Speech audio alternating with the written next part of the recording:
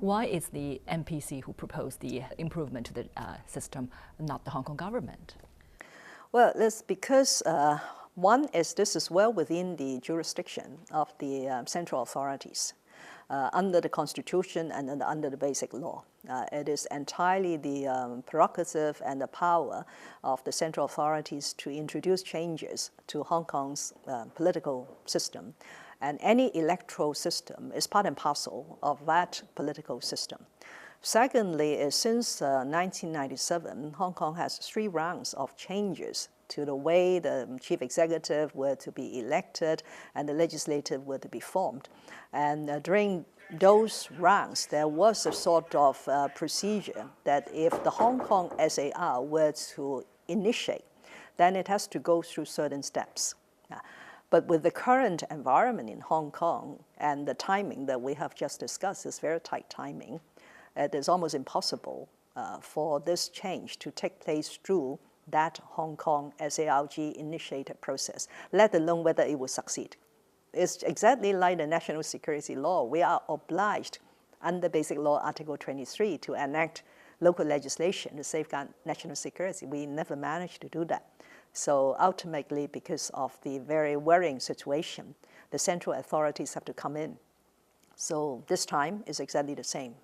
And I have to express thanks to the central authorities for doing this for us, because this will give us the needed stability and certainty to move on. The implementation of the MPC decision in Hong Kong will take some time. Yes. So what kind of work will be involved, and is there any rough timetable?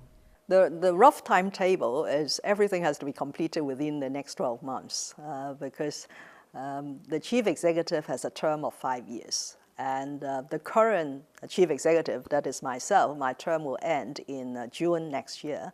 So normally the election of a chief executive will need to take place in March. So we are now in March, so it's exactly 12 months. We need to, of course, we need to have the MPC decision.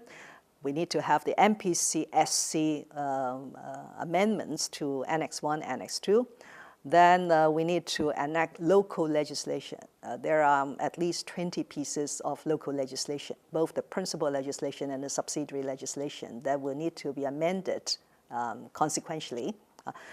And then we need to put in place the electoral arrangements like voter registration and nomination of candidates, and then the polling day. So all these have to take place within the next 12 months. That is the timetable. And you can imagine it's a very, very tight timetable. But I will make sure that my team will put in every effort, put this at the top of our agenda in order to achieve this objective.